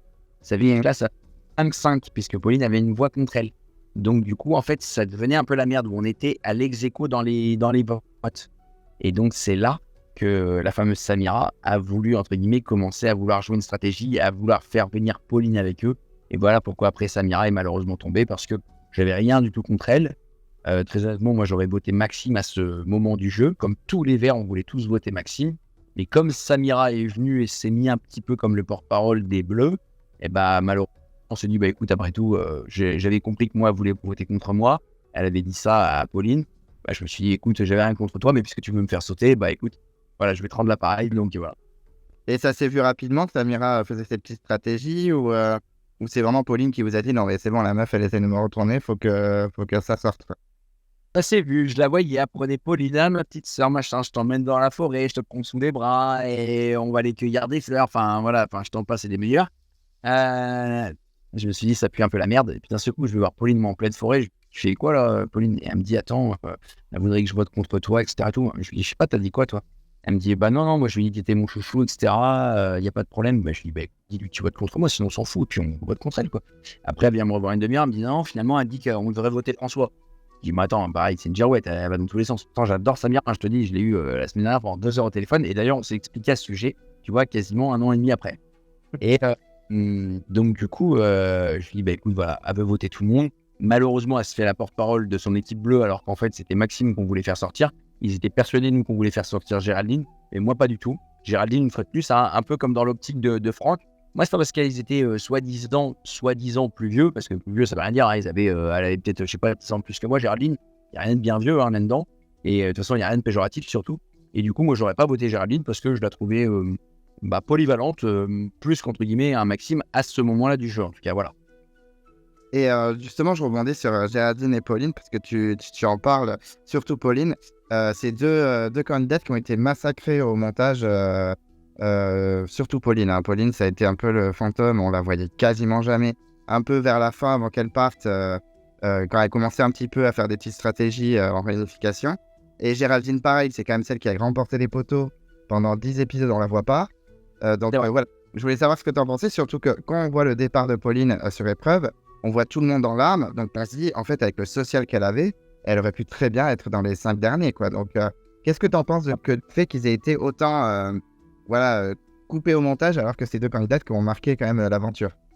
Bah, alors oui, elles ont marqué, mais tout le monde a marqué à sa sauce ou à ce qu'il prétend être ou vouloir devenir être. Maintenant, voilà, faut être aussi en accord avec la production. Elles sont hyper effacées, hyper discrètes. Tu sais, Géraldine, un jour, j'ai fait une interview, on m'a demandé un mot, un candidat. Et à un moment, quand je suis arrivé sur Géraldine, on m'a dit qu'est-ce que vous en pensez? Moi, j'ai dit Géraldine, c'est une fourmi. Elle est formidable, mais c'est une bosseuse. Et c'est une vraie bosseuse. Il y a la cigale et la fourmi. Il y en a peut-être qui sont un peu plus cigales sur le camp et qui dansent et qui chantent un petit peu. Géraldine, non. Géraldine, c'est je me lève le matin, je vais chercher du bois. Je me ramène le bois, je vais chercher de l'eau. Je me rassois pour aller chercher de l'eau, je vais chercher des feuilles pour emplumer le fameux sommier qu'on s'est fait avec des feuilles et avec du sable. Ensuite, je vais essayer de faire du feu. Géraldine, elle n'arrête jamais. Mais en fait, du coup, elle n'arrête jamais, mais elle n'est jamais sur le camp. Du coup, socialement, oui, c'est vrai que c'est difficile presque de créer un lien comme ça parce qu'elle part quasiment toute seule. Donc, du coup, tu te dis, fais chier, quoi. Parce que je la connais pas. Et pourtant, voilà, pareil, arrivé au conseil, tu peux pas l'éliminer non plus parce que la nana, elle bosse, elle s'investit à mort. Et après, en plus, elle est très gentille. Et elle est pertinente et percutante dans ce qu'elle dit. Parce qu'au moment où elle parle, du coup, on l'écoute quand même parce qu'elle parle peu. Donc, du coup, on l'écoute. Et tu t'aperçois qu'elle est très intéressante. Mais que malheureusement, ça fait partie d'un trait de sa personnalité qu'elle est très effacée, très discrète. Et voilà. Donc, je peux comprendre aussi la production. Le mal plutôt de la production, de la mettre en avant, sachant que elles sont pas très... elles sont pas devant la caméra comme Luana peut l'être ou quoi que ce soit, quoi, par exemple. Je comprends. On a toujours des candidates à chaque saison un petit peu qui Enfin, je me souviens dans les 4 terres, la saison que tu avais justement beaucoup aimé, Ava, par exemple, c'est de la Corse qui, on la voyait jamais alors qu'elle allait super loin dans l'aventure. Enfin, bon, après, on n'est pas sur place, hein. Souvent, la production dit, mais en même temps, ils étaient jamais devant la caméra, ils parlaient peu, donc on montre ce qu'on peut montrer, quoi. Bah voilà, exactement. Tu vois, moi, par exemple, j'ai pas été forcément toujours montré pour une simple et bonne raison, la même qu'aujourd'hui encore, pour tout te dire. La production me disait toujours en interview, Jean-Philippe, retire ta casquette. J'avais exactement la même, puisque des casquettes comme ça, j'en ai à foison. C'est ma marque de fabrique. Et voilà, moi, j'adore être avec une casquette hyper courbée comme ça. Et on me disait, j'avais insisté d'ailleurs auprès de la production, moi, pour prendre 2 choses qui me correspondaient. C'était un pull à capuche et une casquette comme ça. On m'a dit, ouais, mais ça, on voit pas tes yeux, etc. J'ai dit, écoutez, voilà, moi, on me connaît comme ça depuis que je suis gosse, avec ce genre de casquette. Je suis le grand à la casquette. Et c'est comme ça que je veux être reflété également à la caméra et à l'image. Et donc, on m'a dit, bah écoute, pas de problème, tu la prends, mais voilà. Et puis dans les interviews, tu vois, on me dit toujours, bah retire-la, retire-la. Bah du coup, comme je la retirais pas, bah du coup, bah on m'interviewait pas parce que bah du coup, je voulais pas la retirer, ou alors que parce que bah du coup, il y avait des choses importantes plus à dire sur le camp, et du coup, on me mettait un peu moins. Et pourtant, tu vois, j'étais capitaine, et souvent, bah du coup, j'étais pas forcément en interview tout le temps, autant que Luana en faisait énormément. Je crois que c'est celle qui en faisait le plus. Ouais. Bah après, Loana, oui, c'est vrai que elle a pris beaucoup de place, en plus en élimination, ça a fait beaucoup parler, donc oui, ça m'étonne pas qu'elle ait été mise en avant. Mais une fois que Samira est partie de l'aventure, déjà comment vous l'avez vécu? Parce que je sais que par exemple Fouzi ou même Géraldine était triste de la voir partir, hein. Enfin, Fouzi, je me souviens qu'il était assez dégoûté. Est-ce que quand même, une fois qu'elle est partie, vous êtes tous unis entre vous, même si bon, c'était clairement les Verts et Jean-Charles contre les 3 derniers Bleus. Mais est-ce qu'il y avait une belle union? Parce qu'on sent que François, par exemple, François a lié une très belle amitié avec Fouzi pendant l'aventure. Ouais, en fait, Samira, quand elle est partie, elle était très percutante au niveau des mots qu'elle a eus. Alors, il y a des mots qui nous ont blessés, mais il y a des mots aussi qui nous ont marqués en nous disant que voilà, on ne votait qu'à la couleur et pas, enfin, qu'il fallait lâcher tout ça et que valait mieux aller dans le bon sens de l'équipe, etc. Et c'est vrai que peut-être que physiquement, moralement, il y avait des éléments verts plus faibles que les éléments bleus, ainsi de suite. C'est vrai parce que la machine bleue, elle était bien lancée, hein. La machine place, une fois que c'était lancé avec les Bleus au début de l'émission, ils avaient fait un massacre sur les épreuves. Ils étaient bons partout, que ce soit en immunité ou en confort. Donc voilà, mais non, moi j'avais décidé de pas trahir les miens, donc j'aurais pas voté autre que la couleur. En tout cas, pas ce que j'avais. C'est-à-dire que moi, j'avais un fil conducteur qui était de me dire, elle n'est pas mon équipe. Et une fois qu'en tout cas j'aurais donné ma parole, notamment aux 2 garçons, qui étaient François et Nicolas, jamais je serais revenu en arrière, c'est certain. Et donc, évidemment, donc ça nous a choqués. Donc oui, on était un peu abasourdis, mais moi, rapidement, pareil, j'ai compris aussi, puisqu'on se parle de nos vies personnelles sur le camp, aussi bien professionnelles que personnelles, amoureuses, amicales, etc. On se confie sur plein de choses. Et en fait, Fouzi, je me suis dit, putain, ça va être un mec avec qui je veux bien m'entendre. Vraiment très, très bien m'entendre. Donc voilà. Beaucoup plus que Maxime, par exemple. Voilà. Et justement, en parlant de Maxime, juste après, donc, vous avez une épreuve de confort que vous perdez et vous devez partir en petite excursion à 2 et c'est toi et Maxime qui partent. Comment tu as vécu cette petite parenthèse inattendue avec Maxime? J'étais fier. Et j'étais fier parce que la façon dont on a été choisi, Maxime s'est dévoué, lui, pour pouvoir y aller auprès des jaunes en disant, bah voilà, je fais perdre mon équipe rouge. Et franchement, oui, il nous a fait perdre. Tu vois, j'ai pas honte de le dire et je ne pèse pas mes mots. Il nous a fait perdre parce que quand je vois qu'une Géraldine, tu vois, toute discrète qu'elle soit, elle a tenu beaucoup plus qu'un Maxime. Bah, je me suis dit, putain, fait chier, quoi. Il aurait pu en vouloir un peu plus. Après, c'est vrai, il n'y a culpa, il avait les mains qui étaient complètement complètement brûlées, il saignait des mains. Donc il avait tellement mal qu'au bout d'un moment, le mec, il a lâché. Et tu vois, Géraldine, en tout cas, elle n'a pas lâché jusqu'au bout. Voilà. Après, bon, c'est comme ça. Du coup, on est puni. Et comment le deuxième est puni? Bah, l'équipe des jaunes disent, bah en fait, voilà, on va choisir le plus costaud pour l'affaiblir moralement et physiquement, et on va les faire dormir à la belle étoile. Et là, en fait, François s'attend à ce que ça soit lui. Je m'attends peut-être aussi à ce que ça soit lui, parce que physiquement, il est encore plus Golgoth que moi, etc. Et là, je me dis, bon, il part. Et là, ils disent, non, c'est Jean-Philippe. On va l'affaiblir. Et là, je me dis, moi, ma pauvre cocotte, c'était Anne-Sophie, je crois, en plus, qui parle à ce moment-là. T'as pas compris, c'est parce que j'ai pas les vérins de François que tu vas m'affaiblir. Donc, du coup, je vais y aller là-bas, et voilà. Et moi, je vais aller chercher le talisman, quoi, pour pouvoir sauver mon équipe. Donc, j'avais une part de stress de ne pas trouver le talisman, mais une part de fierté, une vraie part de fierté qui me disait, voilà, j'ai été choisi par les autres, parce qu'entre guillemets, ils considèrent que je suis que je suis vraiment pas mauvais. Comme tu l'as dit tout à l'heure, j'ai été le dernier des hommes au niveau des bambous. J'ai gagné la première épreuve. J'ai gagné l'épreuve au niveau des hommes, avec le dernier des hommes avec le bambou. Et pour ne pas trahir un secret de Polichinelle également, pour ne rien cacher, mon objectif était uniquement, puisque j'avais compris qu'on avait pris nos sacs à dos des camps le matin, donc j'avais compris qu'on allait être certainement re-switcher un peu les uns les autres. Et en fait, puisqu'on quittait notre camp avant cette épreuve-là, et moi je m'étais dit, voilà, la place de capitaine, c'est bon, je l'ai eu, j'ai rien prouvé avec, vaudrait mieux pas continuer à perdre en étant capitaine. Donc si ça pouvait être ne plus être capitaine, ça m'arrangerait bien. Tu vois, je te le dis franchement. Et ce jour-là, c'était l'opportunité qui puisse faire que je puisse briller, mais ne plus être capitaine. Donc je vais te dire la vérité, mon objectif était uniquement d'être le meilleur des hommes. Et quand je l'ai vu à la fin, qu'on était plus que 3-4 à la fin, il restait plus que des filles, et que j'avais regardé tout autour de moi, que en face de moi, me regarder sur la colline juste en face, mes copains, François, Nicolas, Pauline, Olga, enfin tous les autres avec qui j'étais copain, etc., qui me disaient « Allez, vas-y JP, bravo, franchement, t'es le dernier des hommes, etc., qui m'encourageaient. Moi, j'étais encore vraiment très très bien. Je n'ai pas la prétention de dire que j'aurais été aussi loin que Luana. Il faut savoir quand même qu'on avait un bout de bois qui était quand même plus lourd, les garçons, que les filles. Moi qui avais le plus de poids sur mes mains. J'avais un mal. Mais en tout cas, voilà, je voulais montrer que j'irais jusqu'au bout des hommes et que je serais le meilleur. Une fois que j'avais prouvé ça, j'avais pas, une fois de plus, comme je t'ai dit tout à l'heure, je voulais pas faire un combat de boxe avec des gosses de 10 ans. Et ce que je trouvais physiquement moins fort, entre guillemets, que moi, c'est-à-dire Luana et la petite Anne-Sophie, bah, j'avais rien à leur prouver. Donc bravo à elles deux, elles ont gagné. Ça a été un combat de titan jusqu'au bout où Luana l'a finalement remporté. Elle a été hyper solide.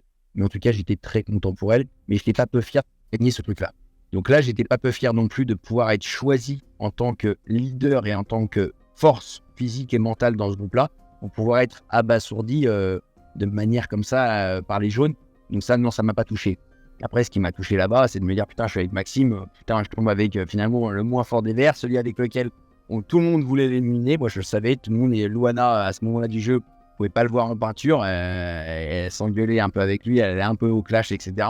Parce que ils avaient deux attitudes qui étaient absolument pas complémentaires, et donc ils se rentraient un petit peu dedans. Maxime, il avait ce côté un petit peu beau parisien, etc., qui agaçait certainement Luana, ou j'en sais rien, mais qui fait que du coup ça matchait pas en tout cas, parce que maintenant je sais qu'il s'adore, et donc tant mieux, parce que il est quelqu'un de très sympa, hein. Au demeurant, dans le jeu, tu deviens, ça y est, irrité. Il faut savoir qu'on parle de ça à 9 jours d'aventure. Donc tu parles, peut-être même plus que ça, mais attends, je te dis un truc, je crois qu'on était à 11 jours, un truc comme ça. Donc ouais, voilà, on mangeait pas encore chaud, on venait d'avoir à peine le feu et de gagner le riz. Donc on perdait tout encore une fois de plus. Donc c'est pour ça que c'était un peu irritable sur le camp entre Maxime et Luana. Donc du coup, Maxime, ouais, serait parti. Ça c'est sûr. Si en tout cas je n'étais pas parti, Maxime, je sais pas si, je crois qu'il me l'a déjà dit, mais il faut bien qu'il en soit conscient. Si je n'étais pas parti, c'est lui qui sautait. Ça, je te regarde bien droit dans les yeux, Antoine. Et du coup, ça s'est passé comment avec lui sur cette petite parenthèse, avec le talisman? Vous avez réussi à le trouver. En plus, pendant ce moment-là, c'était sympa parce qu'on voit ton portrait. On voit ton portrait avec ta famille, etc. Et c'est vrai que je refais une parenthèse dans la parenthèse, mais ton portrait, au début, tu sais, tu as des portraits sur TF1 avant que l'émission commence. Et c'est vrai que ton portrait, on se dit, oh là là, mais qu'est-ce que c'est que ce mec? Il en fait des tonnes. Enfin, je me rappelle de ta phrase vraiment. De toute façon, moi, si c'est soit on m'adore, soit on me déteste. Et vraiment, on se dit, même moi, j'étais en mode, oh là là, putain, je pense qu'il va être prise de tête. Et en fait, pas du tout. Donc, c'est vraiment un beau. Moi, je trouve qu'au niveau du montage, c'est un beau moment pour toi parce qu'on voit ton portrait avec ta famille et tout. Et on sent que t'es un vrai fan, tu fais la musique et tout, machin. Enfin, c'est assez rigolo. Donc, comment tu. Ouais, exactement. Comment tu l'as vécu déjà sur place et à la diffusion? J'aimerais bien savoir les deux sentiments que tu as vécu. En fait, il y a plein d'émissions dans l'émission finalement, parce que ouais, dans l'aventure, tu as l'aventure du casting, tu as l'aventure quand tu la vis là-bas sur place, deuxième aventure, parce que tu vis, ça y est, l'aventure qui commence, tu as la troisième aventure qui est la diffusion, et la quatrième aventure, c'est les réseaux sociaux. Clairement, c'est ça. Celle qui est la plus dure à vivre, bon, en fait, c'est les réseaux sociaux, parce que, bah voilà, évidemment, tu es jugé sur 30 secondes de présentation, sur quelque chose que tu as pu dire, parce qu'évidemment, ça te correspond aussi, parce que c'est la vérité, mais après, comme toi aussi, soit finalement il y a des gens qui t'adorent, peut-être qu'il y a des gens qui te détestent. Après il y a la manière de le dire. Moi je l'ai pas dit de cette manière toute douce en te le disant aujourd'hui. J'ai dit on m'adore ou on m'agace. Soit on me fascine, enfin soit je fascine, soit on me déteste. Grosso modo ça voulait dire ça. Je l'ai dit très durement, très sèchement aussi pour marquer le coup en disant voilà moi je vais arriver. En tout cas je vais compter et je serai pas effacé. Ça c'est sûr comme ce que tu l'as fait remarquer tout à l'heure comme peut-être Pauline ou Géraldine. Moi non je suis pas comme ça. je voulais me montrer tout de suite parce que c'est mon caractère. Et du coup, je l'ai dit avec mes gros sabots. Alors après, évidemment, enlevé plutôt du contexte, évidemment, ça peut faire très prétentieux, très orgueilleux. Heureusement, comme tu le dis, ce 4e opus là dit maintenant on monte Jean-Philippe dans sa vie de famille, sa vie privée et sa vie professionnelle. Là, bizarrement, en fait, sur les réseaux sociaux, là, on s'est dit, putain, le mec, il est sympa, il est simple, il est gentil. En fait, c'est un papa de famille qui adore et qui idolâtre, qui vit que pour eux, qui fait tout avec eux, parce que ça reste mes meilleurs copains, en fait, en vérité. Et en fait, je suis tout le temps avec eux, je suis un vrai papa poule en plus. Et en fait, là, du coup, terminé. Sur les réseaux, j'ai plus jamais eu de moquerie ou quoi que ce soit. Ce que je disais était plutôt sympa. Même les trucs après, quand j'ai eu mes gros pieds, me faisaient marrer, etc. Voilà, c'était pas. Il n'y avait pas vraiment de réelle méchanceté et de haters comme au départ. Donc oui, c'était beaucoup plus sympa, ça, à vivre. Pour revenir du coup après, par contre, sur l'aventure, et c'est-à-dire avec Maxime sur l'île, on est arrivé au début, putain, il cherchait pas. Je me disais, merde, t'as pas compris, Maxime, partout, parce que je crois que sinon, on va en plus se faire éclater demain par nos collègues. En plus, je crois qu'il avait pas vraiment compris qu'il était sur la sellette, le garçon. Donc je me suis dit, si tu ne trouves pas le talisman, mais t'es mort, quoi. Bon, après, voilà, réellement, je savais qu'il y en avait 2. Mon objectif était de trouver les 2. Donc, j'ai cherché. Et vraiment, je cherchais beaucoup. Et justement, on sait que c'était là que je m'étais fait piquer les pieds par une espèce d'ortie géante ou alors une plante bourrée d'urticaire. Et en fait, il cherchait pas vraiment. Et puis, d'un seul coup, il arrive dans le camp où moi j'étais, enfin, dans la zone géographique où j'étais. Je regarde à mes pieds et putain, il le trouve au-dessus de mes yeux. Moi, je me dis, putain, dégoûté, quoi. Je n'ose pas lui dire, mais je serre les dents. Voilà, super, Maxime, bravo. Putain, connard, quoi. Voilà ce que je me dis. Je me dis, putain, le blaireau, l'autre, il arrive, il cherche pas depuis 2 heures. Et putain, il arrive au même moment, il trouve un truc, quoi. Donc, trop vexé. Je me dis, putain, mais moi, il faut que j'en trouve un pour mes fils, une fois de plus. Une fois de plus, là, comme je comptais pas, enfin, j'avais pas peur de me faire éliminer par mes compatriotes. Je m'étais dit, bon, voilà, même moi, si je l'ai pas trouvé et que c'est lui, voilà, je sais ce qu'il pense de lui. Donc, qu'il ait trouvé ou pas, de toute façon, il va sauter quand même, quoi. Et en fait, heureusement, d'un seul coup, je me dis, putain, il m'en faut un. Et là, à ce moment-là, je sais pas pourquoi, je pense à méga, je me dépouille pour le trouver. Lui, tout content de trouver son petit talisman, il va se rasseoir encore dans la cabane. Putain, il a rien compris, ce con, quoi. Et donc, du coup, Jean-Philippe, j'en ai trouvé un et tout. Ah ouais, super, vas-y, continue à jubiler là-dessus. Et là, d'un seul coup, heureusement, comme tu le dis, je trouve le dernier. Ça y est, une fois que je vais pouvoir rendre mes fiers fils, je vais délivrer de la malédiction mon équipe et on partira pas avec en étant amputé demain à la prochaine épreuve. Et du coup, ça a bien mouché les jaunes et ça rendra fiers mes fils. Voilà ce que je me disais. Et le lendemain, on arrive sur une autre épreuve que l'on gagne. Ça y est, on gagne une épreuve enfin d'immunité. Et donc, du coup, on ne va pas au conseil. C'est du coup, je ne sais plus qui sort ce jour-là. C'est Stéphanie, puisqu'elle revient après. Écoute, t'es sûr, je me rappelle plus. C'était pas Benjamin qui est parti ce jour-là? Ah, t'as peut-être raison, parce que je crois qu'ils ont reperdu derrière. Ah ouais, parce qu'ils ont, c'est ça, ils ont reperdu une deuxième fois et après ce coup-là, ça a été. Oui, t'as raison. Tu as raison. Parce qu'après, il y a eu d'autres émissions. Oui, c'était le radeau après.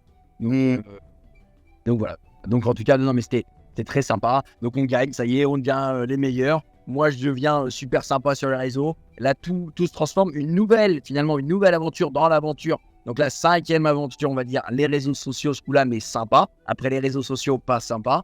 Et là, du coup, les gens s'abonnent à la page. Et là, bizarrement, également, tu deviens le meilleur, le plus gentil, le plus beau, le plus sympa, le plus tout. Et là, du coup, tu te dis, je vais vivre une belle continuité d'aventure.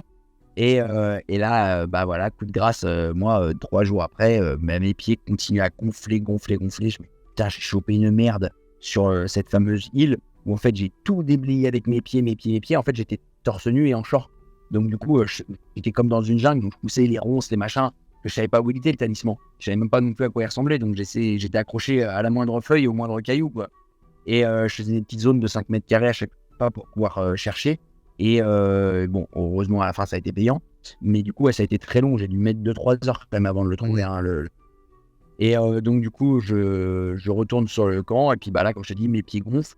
On laisse passer un peu le truc. Et puis, malheureusement, au bout d'un moment, la production s'en aperçoit parce que je ne l'avais pas dit pour tout te dire. Et il monte un bateau tout autour du truc. Je voyais qu'il filmait énormément avec mes pieds. On me demande d'aller au médical. Je refuse. On m'y oblige un peu en me disant, mais non, pour aller te faire soigner. Je me dis, ils ont raison. Et puis bon, voilà, coup de théâtre, je suis évacué. Au début, je ne savais pas que je vais sortir. On me dit que finalement, c'est un beriberi que j'ai. Une carence tellement forte en B1 que mon sang s'est déréglé et que malheureusement, mes pieds ont gonflé. Grosso modo, voilà, c'est une anémie qui a fait ça. Donc, évidemment, j'espère que ça pourrait ne pas me jouer des tours. Si je devais y retourner, on va dire que je me complémentariserais bien en vitamine B1 avant de partir. Ça, c'est... Voilà. Et voilà, comment tu l'as vécu tout ça? Parce que c'est vrai que ça t'est un peu tombé dessus. Au début, c'est vrai qu'on sent qu'avec l'équipe, c'est en mode, c'est rigolo, on va taper petit pain, je sais pas quoi. Enfin, ça se passe bien au début. Et après, quand tu sens que ça peut te faire partir, comment t'as ressenti tout ça? J'étais trop dégoûté, quoi. Parce qu'en fait, en plus, j'étais vraiment inscrit. On savait que ça y est, on était 13e, 15e jour. On savait que dans pas longtemps, il y avait tel jeu. On savait qu'on pouvait éliminer Maxime, justement. Et on savait qu'après, c'était la réunification. Donc, on s'était tous dit, putain, nous, les 6 verts, on est en réunif. On est trop contents d'avoir marqué, de ne pas avoir éliminé qui que ce soit. Lily, finalement, on la connaissait pas, elle est partie. Et après, Franck, qui partait. Aucun de nous tous n'était éliminé des verts de départ. Donc, on s'est dit, mais putain, mais c'est le carton plat. On est trop contents, on va tous ensemble là-bas. Donc, bravo à nous, quoi. Chez les violets, ils pouvaient pas se targuer de ça. Chez les bleus, non plus. Donc, du coup, nous, on était l'équipe la plus soudée moralement et du coup, moi également. Donc, on était très, très contents, voilà. Et une fois que c'était fini pour toi, voilà, comment tu l'as vécu? Parce que ça devait être un coup de massue, quoi. Ouais, c'est un coup de massue. T'es dégoûté, tu t'en veux. Au début, tu en veux à la terre entière, tu t'en veux à toi, tu en veux à la production. Bon, pas aux candidats parce qu'ils y peuvent rien, mais tu te dis putain, mais t'es chier, pourquoi ça m'arrive, quoi. Je me suis préparé. En plus, voilà, moi j'avais tout planifié avant. Je suis entrepreneur, j'avais planifié tout en France avec mes gars, etc. Pareil pour me dire, ouais, je pars 2 mois. Finalement, je suis parti 1 mois et 1 semaine de France. Il restait 15 jours, 3 semaines de tournage à peine.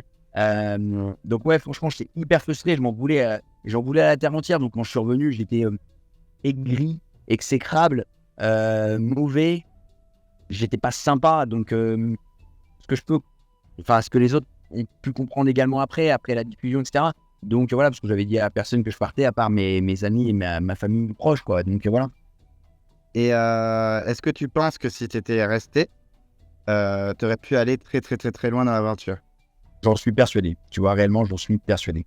Pourquoi? Parce que après, à la réunification, il y avait, ça y est, les épreuves de nautisme dans lequel je me sens très très très à l'aise. Il y a les épreuves également statiques dans lesquelles je me sentais bien. Les épreuves d'équilibre, je me sentais pas forcément plus fort que ça, mais je me disais voilà, ça sera après. Les épreuves, je me sentais pas en plus visé de la part des autres candidats. Donc après, en ayant arrivé à 6 sur un camp de réunification, on était une fois de plus en majorité, donc on aurait pu faire la différence de nouveau pour aller... Moi, mon souhait, c'est d'aller tous à l'orientation, quoi. Et là, ça aurait été coup de théâtre pénal. Bon, il faut savoir quand même que sur les poteaux, il y avait quand même 3... il y avait que Bastien qui ne faisait pas partie de cette équipe rouge en PR. Donc franchement, ils ont été très très loin. Et personne des 6, François, Louana, Ambre, Jean-Philippe, Nicolas et Pauline, aucun des 6 n'a jamais marqué le nom d'un des 6 sur un papier. Louana est parti avec, malheureusement, Maxime. Un peu, mais ça c'est notre histoire, mais au moins il n'a pas marqué son nom. Pauline est partie parce qu'elle a perdu la dernière sur l'épreuve des grappins. Ambre perdu à l'épreuve du poignard, donc elle n'a pas trouvé. Et Nicolas, lui, est parti éliminé par les autres. Donc, au moins, jamais un des verts n'a trahi sa parole. Et ça, c'est une vraie fierté de ne pas avoir constitué une équipe de baltringue, entre guillemets. Et une petite parenthèse sur ton retour, bon, tu as dit que tu étais très colère, que tu étais énervé, etc. Mais ton retour, la vie normale, on va dire, dormir, manger normalement, reprendre entre guillemets le travail, comment tu as vécu tout ça? Alors, j'étais en arrêt de travail, hein. Du coup, j'étais on va dire en accident du coup de travail, puisque tu es sous contrat avec la production. Moi, j'ai pas repris avant mi-décembre 2021, parce que j'étais quand même pas mal affaibli. le fait d'être anémié comme ça, en fait, mon système sanguin n'était pas bon. Et du coup, il a fallu rebooster tout ça, faire des tests aussi en clinique, que ça soit privé, sportif, etc., pour se remettre un peu d'aplomb. Et puis après, tu sais, le train-train quotidien revient assez rapidement. Finalement, tu reviens à la vie, tu vis pas pour Koh-Lanta. Donc évidemment, c'est une belle expérience de vie. Et tu vois aussi pour ta famille, tes amis, tes enfants, de repartir au boulot et de rebosser et de reprendre une vie normale avant cette fameuse diffusion. Donc voilà, ça a duré peut-être pendant une dizaine de jours. Mais après, j'ai repris le dessus aussi parce que peut-être que le mental fait que voilà, je me suis dit, voilà, faut pas non plus se laisser emporter par une défaite, on va dire. Voilà. Et est-ce que tu as regardé déjà la diffusion? Tu as regardé tous les épisodes? J'ai regardé tous les épisodes, j'en ai pas manqué un seul. Et comment tu as vécu un peu tout ce qui s'est passé? Parce que c'est vrai, bon, je suppose, soutenu tous tes camarades verts. Comment tu as vécu, par exemple, l'élimination de Luana? Parce que même s'ils n'ont pas mis son nom, ils étaient bien conscients que Luana allait sortir. Donc, comment tu as vécu tout ça? Nicolas qui s'est fait sortir par les autres et tout ça.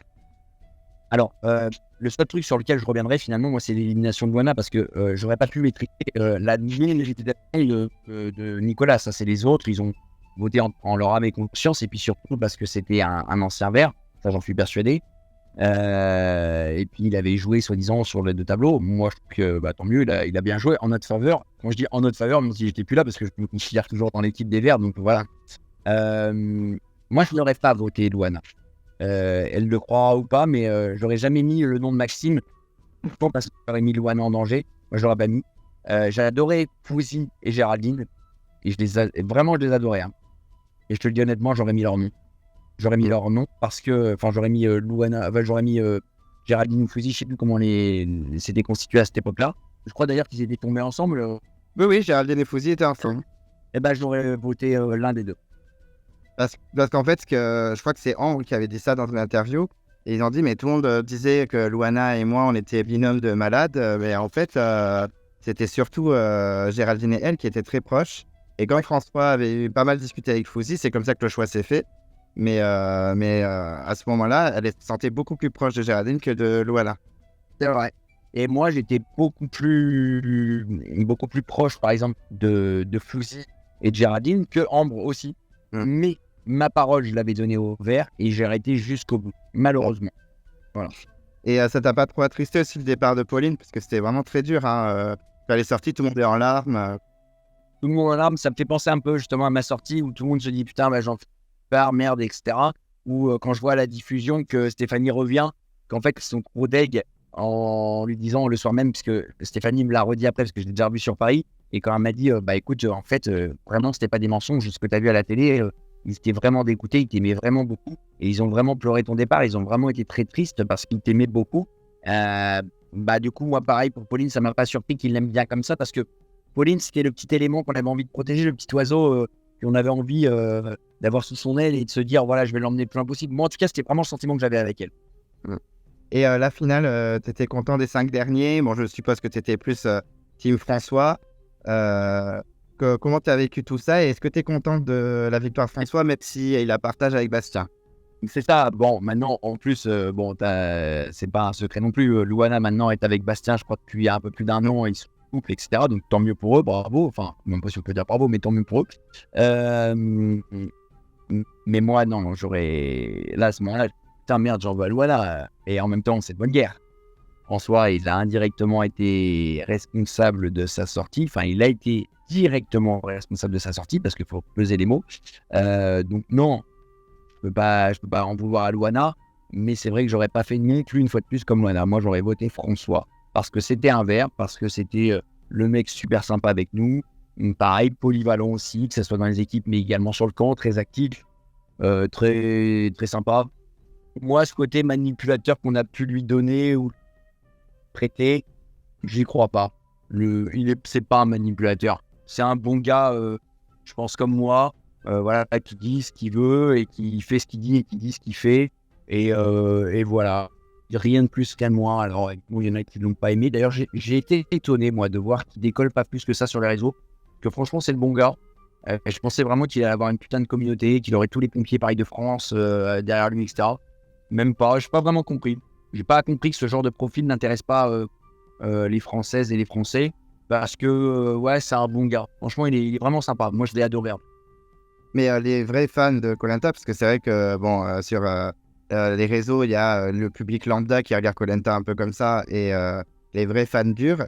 Chez les fans durs, François, il est adoré, hein. Il est vraiment considéré comme l'un des meilleurs gagnants ever. Enfin, il est vraiment très, très, très soutenu. Bah tant mieux. Alors dans ces cas-là, c'est cool. Moi, je sais que j'ai pas forcément eu malheureusement cette image-là, et c'est peut-être celle que j'aurais voulu donner finalement, plutôt que d'être uniquement raccroché à chaque fois à ce portrait des 30 secondes quand on dit on m'aime ou on m'aime pas et voilà où j'agace et où on me déteste, etc. Enfin, je sais plus la phrase comment je l'ai tournée, mais du coup, ouais, je pense que ça m'a porté un peu préjudice auprès du public, mais absolument pas, et bien heureusement, en tout cas dans l'aventure. Et avant tout, ce qui compte finalement, c'est pas les réseaux, c'est l'aventure qu'on vit là-bas. Et ça, j'en garde un souvenir mémorable. Voilà. Puis même, tu as quand même une assez bonne image au niveau des fans durs aussi. Il y a beaucoup de gens qui m'ont écrit en disant ouais, il faut qu'il revienne, il est parti trop tôt, etc. Enfin, moi, je pense qu'il y a vraiment deux publics pour moi. Il y a le public qui regarde comme ça et qui juge en 3 secondes sans penser à ce qu'il y a. Il y a la loi des montages aussi, hein. Il y a aussi des gens qu'on veut un peu catégoriser dans un style. Et puis voilà. Mais moi, c'est vrai que quand je vois un portrait, souvent je dis ce que je pense en disant ouais, bon, pas fou, pas fou, pas fou. Et en fait, quand je le vois dans l'aventure, je me dis, bah, en fait, il est top, quoi. Il y a plein, même cette année, il y a des candidats en portrait que j'ai pas du tout aimé. Par exemple, Elodie qui est partie très vite, qui est partie sur l'épreuve du feu. Moi, le portrait, j'avais trouvé hyper too much, elle en faisait 3 tonnes et tout. Et en fait, dans l'aventure, je l'ai trouvé super sympa et je pense que c'est juste une meuf hyper sensible. Donc, il faut faire attention aussi à ce que pense le public qui regarde koh de façon normale, sans plus. Et les fans durs. Je pense que les fans durs, ils ont plus de recul, en fait. Et comment tu me perçois sur cette interview, par exemple, toi, justement? Mais moi, je te trouve vachement plus naturel. Bon, ton portrait, et forcément, je pense qu'il voulait faire le mec un peu qui se la pète, qui en fait 3 tonnes. Enfin, moi, par exemple, je te raconte un peu ma vie, mais j'ai 2 collègues qui regardent avec moi koh et souvent, dès qu'il y a le portrait, on le regarde ensemble.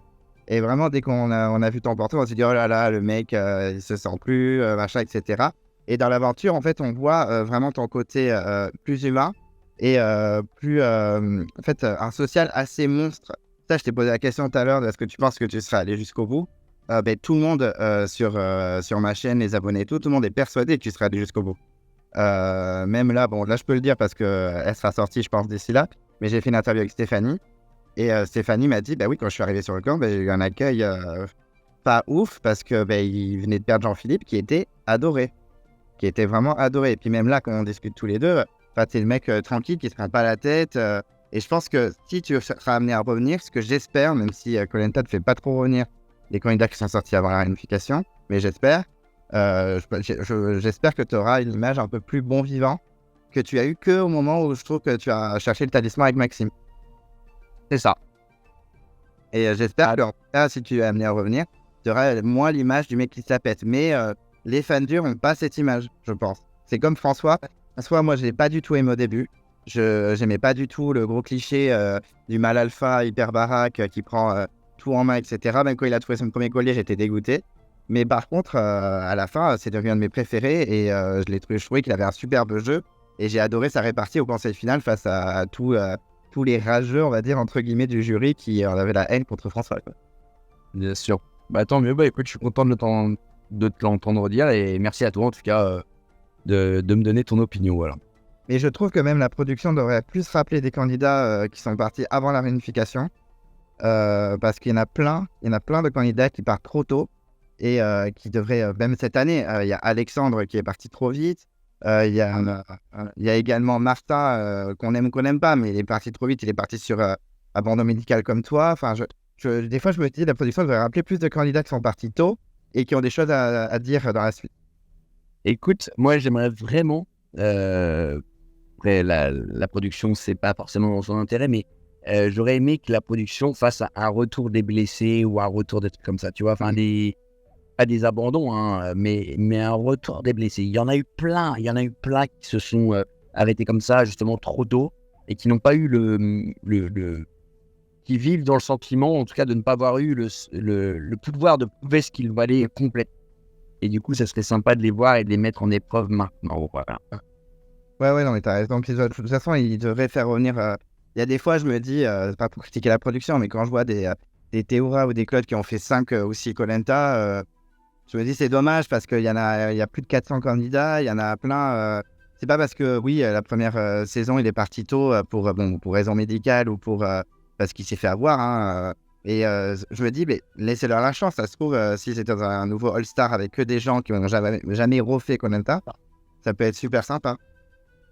Bah, écoute, on verra bien. Il se dit en ce moment que, soi-disant, ils allaient en préparer un nouveau pour 2024.